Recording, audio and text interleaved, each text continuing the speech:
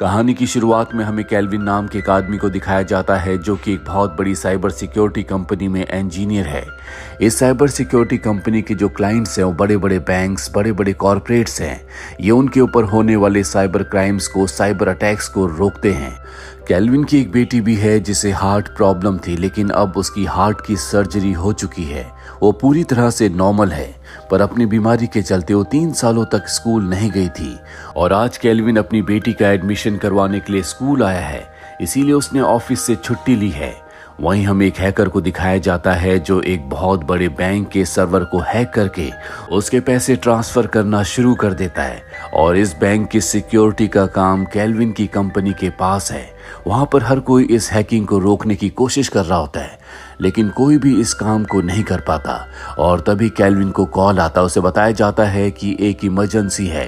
Kelvin जल्दी से अपने ऑफिस पहुंचता है जहां चारों तरफ अफरा तफरी होती है, लेकिन कोई भी उस हैकर को रोक नहीं पा रहा होता। केल्विन देखता है कि उस हैकर ने बैंक के सर्वर को पूरी तरह से अपने कंट्रोल में ले लिया है और अब कुछ नहीं किया जा सकता। तभी केल्विन ने जो अपना एक नया फायरवॉल बनाया होता है वो उसे अपने सिस्टम में लॉन्च कर देता है, जिसके बाद जो इलीगल ट्रांजैक्शंस हो रही होती हैं वो उन सब को रोक देता है। सबके सब बहुत खुश हो जाते हैं, लेकिन साइबर सिक्योरिटी कंपनी का जो डायरेक्टर होता है वो बिल्कुल खुश नहीं होता। वो केल्विन से कहता है कि तुमने अपने बनाए हुए फायरवॉल को हमारे सिस्टम में लॉन्च क्यों किया, इससे और भी गड़बड़ हो सकती है। दरअसल जो हैकर है वो इसी डायरेक्टर के लिए काम करता है। बैंक से जो पैसा ट्रांसफर हो रहा था वो यही डायरेक्टर करवा रहा था, लेकिन वो जानता है कि केल्विन ने बहुत बड़ा काम किया है, इसीलिए सबके सामने वो उसे बहुत ज्यादा कुछ नहीं बोल पाता। हालांकि केल्विन ने हैकिंग को रोक लिया था, लेकिन जब तक उसने हैकिंग को रोका था तब तक बैंक से बहुत ज्यादा पैसे ट्रांसफर हो चुके थे। साथ ही हैकर ने ट्रांजैक्शन हिस्ट्री को डिलीट कर दिया था, जिसका मतलब ये है कि कभी पता नहीं चल पाएगा कि किस अकाउंट में पैसे ट्रांसफर हुए। अब जो सिक्योरिटी कंपनी का सीईओ है वो डायरेक्टर को अपने केबिन में बुलाता है और कहता है कि तुमने ज्यादा पैसे क्यों निकाले, जिससे हमें पता चलता है कि इस कंपनी का जो सीईओ है वो भी इन सब में इन्वॉल्व है। डायरेक्टर कहता है कि मुझे पैसों की जरूरत थी, इसीलिए मैंने ज्यादा पैसे निकाले, और वो सीईओ को ये कहकर वहां से चला जाता है। इस बात से सीईओ को बहुत गुस्सा आता है, पर वो डायरेक्टर को कुछ नहीं कह पाता।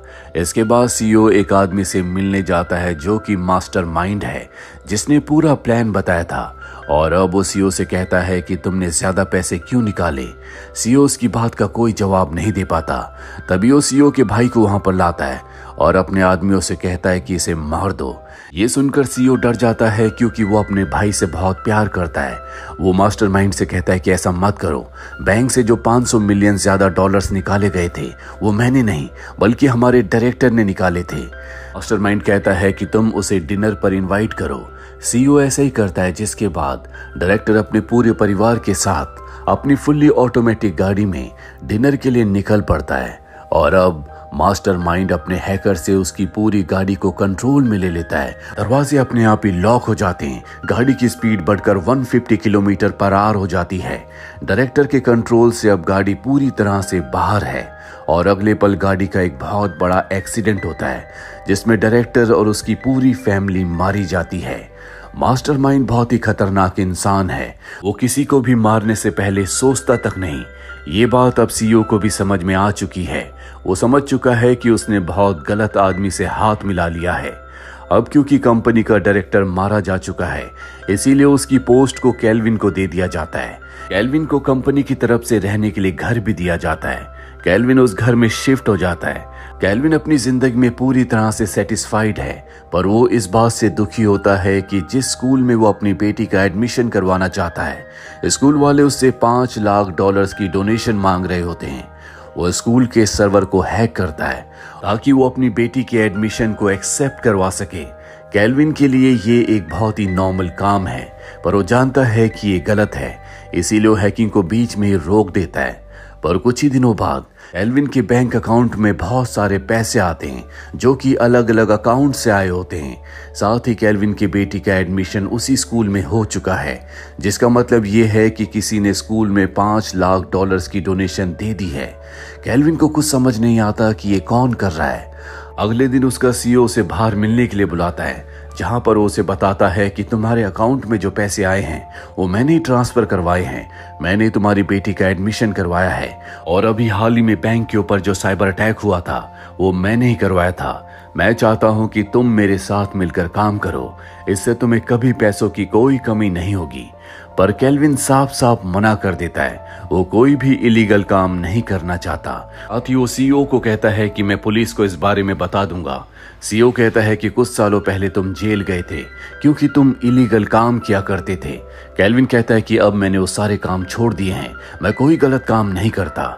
सीईओ देखता है कि केल्विन उसकी बातों को एक डिवाइस में रिकॉर्ड कर रहा है, वो उससे उस डिवाइस को लेकर पानी में फेंक देता है। इसके बाद केल्विन यहाँ से निकल जाता है और रात को जब वो अपने घर जा रहा होता है तभी पुलिस वाले उसकी गाड़ी रोकते हैं और उसे पुलिस स्टेशन ले आते हैं। हाँ, पुलिस ऑफिसर उससे पूछता है कि तुम्हारे बैंक अकाउंट में इतने सारे पैसे कहाँ से आए। केल्विन कहता है कि इस बारे में मुझे कुछ नहीं पता, लेकिन वो पुलिस ऑफिसर कहता है कि अभी जो बैंक में साइबर अटैक हुआ था, हमें लगता है कि उसके पीछे तुम ही हो, तुम भी उन लोगों के साथ मिले हुए हो जिन्होंने साइबर अटैक किया था। हालांकि केल्विन को पता है कि यह काम सीईओ का है, पर उसके पास कोई सबूत नहीं है। केल्विन पुलिस ऑफिसर से कहता है कि जो लोग इस तरह के काम करते हैं वो कभी अपने अकाउंट में पैसे ट्रांसफर नहीं करवाते। मुझे फंसाया जा रहा है, अगर आप मुझे कुछ वक्त की मोहलत दें तो मैं आपके पास सबूत ले आऊंगा कि ये काम किसने किया है। पुलिस ऑफिसर कुछ देर सोचता और इसके बाद उसे टाइम दे देता है और अब केल्विन अपने ऑफिस में जाता है। वहीं हमें सीईओ को दिखाया जाता है जो एक बार फिर से उसी हैकर को कॉल करता है जिस हैकर ने पिछली बार बैंक को हैक किया था और कहता है कि अब हमें एक दूसरे बैंक को हैक करना है जहां से हमें $2 बिलियन को निकालना होगा। और जब वो हैकर ऐसा कर रहा होता है तो केल्विन को पता चल जाता है कि अब एक दूसरे बैंक के ऊपर साइबर अटैक किया जा रहा है। सबसे पहले बात वो पुलिस ऑफिसर को बताता है, उसके पास जो उसका फायरवॉल है, पिछली रॉबरी से सीख कर उसने उसे और भी अपग्रेड किया होता है।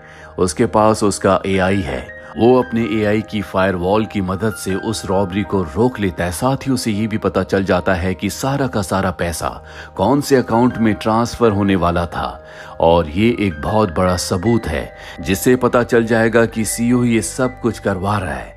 वो सबूत को लेकर पुलिस स्टेशन की तरफ जाता है, लेकिन तभी रास्ते में सीईओ के लोग उसे पकड़ लेते हैं। केल्विन किसी तरह से उनसे बचकर वहां से भागकर पुलिस स्टेशन पहुंच जाता है, पर इससे पहले कि वो सारे सबूत पुलिस ऑफिसर को देता, वहां पर उसकी वाइफ आ जाती है और बताती है कि हमारी बेटी को किसी ने किडनैप कर लिया है। केल्विन समझ जाता है कि ये काम सीईओ का है और तभी किडनैपर्स का कॉल उसकी वाइफ को आता है जो उसे कहते हैं कि तुम्हारे हस्बैंड के पास जो प्रूफ है वो पुलिस ऑफिसर को ना देकर हमें वापस लौटा दो, हम तुम्हारी बेटी को छोड़ देंगे। केल्विन को पता है कि ये काम सीईओ का है, इसीलिए वापस उसे मजबूरी में अपने ऑफिस आना पड़ता है जहां पर उस सबूत को सीईओ को लौटा देता है। सीईओ कहता है कि तुमने पूरे सिस्टम को जाम कर दिया है जिससे हमारी ट्रांजैक्शन रुक चुकी है। हम चाहते हैं कि तुम अपने सॉफ्टवेयर को इंस्टॉल कर दो ताकि हमारी ट्रांजैक्शन कंप्लीट हो जाए। केल्विन को उनकी बात माननी पड़ती है और जब वो अपने सॉफ्टवेयर अपने फायरवॉल को इंस्टॉल कर रहा होता है तो बहुत चालाकी से वो अपनी बेटी की लोकेशन का पता लगा लेता है क्योंकि उसकी बेटी के हाथ में एक स्मार्ट वॉच होती है जिससे उसने उसे ट्रैक कर लिया होता है। वो लोकेशन अपनी वाइफ को बता देता है। उसकी वाइफ उस जगह पर जाती है जहां पर वो बहुत बहादुरी से अपनी बेटी को बचा लेती है जिसे एक बॉक्स के अंदर बंद किया गया था। बॉक्स के अंदर बंद होने की वजह से उसकी बेटी की हालत बहुत ज्यादा खराब होती है और अब पुलिस भी यहाँ पर पहुंच जाती है जो उसकी बेटी को पहले हॉस्पिटल ले जाते हैं। साथ ही केल्विन की वाइफ को अरेस्ट कर लिया जाता है क्योंकि केल्विन का कुछ पता नहीं होता कि वो कहां पर है। पुलिस ऑफिसर को ये बात पता चल चुकी होती है कि केल्विन के पास हैकर्स के खिलाफ सबूत थे, लेकिन वो सबूत उसने उन्हें नहीं दिए, जिसका मतलब ये है कि उसने डील को तोड़ा है और अब पुलिस हर तरफ केल्विन को ढूंढ रही होती है। केल्विन को ये बात पता चल जाती है, वो हॉस्पिटल जाता है जहां पर अपनी बेटी की ऐसी हालत देखकर उसे बहुत दुख होता है और अब वो किसी भी कीमत पर सीईओ के खिलाफ सबूत को इकट्ठा करना चाहता है, तभी वो अपने आप को अपनी वाइफ को बचा सकता है। लेकिन ये काम करना इतना आसान नहीं होगा क्योंकि जो सबूत उसके पास थे वो तो सीईओ ने उससे ले लिए थे।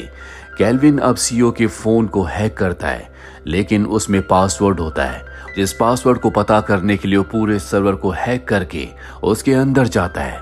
जहां पर केल्विन को पता चलता है कि सीईओ के बहुत सारे अलग अलग नाम हैं और एक नाम पर बहुत सारे बैंक अकाउंट्स हैं जिनमें ढेरों पैसे हैं। साथ ही हर एक नाम पर एक अलग पासपोर्ट है, जिसका मतलब ये है कि सीईओ कभी भी इस देश को छोड़कर जा सकता है और कभी उसे पुलिस ढूंढ नहीं सकती, क्योंकि वो अपना नाम आइडेंटिटी हमेशा के लिए बदल देगा। केल्विन को उसकी एक आईडी से पासवर्ड मिल जाता है, जिसके बाद वो उसके पूरे फोन को ट्रैक करता है। उसे पता चलता है कि उसने हर एक डेटा को डिलीट कर दिया है, पर उसे पता चल जाता है कि वो एक आदमी के लिए काम करता है जिसका नाम मास्टरमाइंड है। वो सबसे पहले मास्टरमाइंड के बारे में पूरी डिटेल्स इंफॉर्मेशन निकालता है, जिसके बाद वो मास्टरमाइंड के कार के कैमरे को हैक कर लेता है। वो उसके कैमरे में देखता है कि वो एक जगह पर गोल्फ खेल रहा है और तभी वहां पर सीईओ आता है, जो अपनी गन निकाल कर बाहर आता है और उस गन से वो मास्टरमाइंड और उसके आदमी को मार देता है। ये सब काम उसने मास्टरमाइंड की गाड़ी के सामने किया होता है, इसीलिए केल्विन हर एक चीज को रिकॉर्ड कर लेता है और इस पूरी रिकॉर्डिंग फुटेज को पुलिस ऑफिसर को भेज देता है, जिससे पुलिस ऑफिसर को पता चल जाता है कि अब तक कंपनी में जो भी गलत काम हुए हैं वो और किसी ने नहीं बल्कि सीईओ ने किए हैं।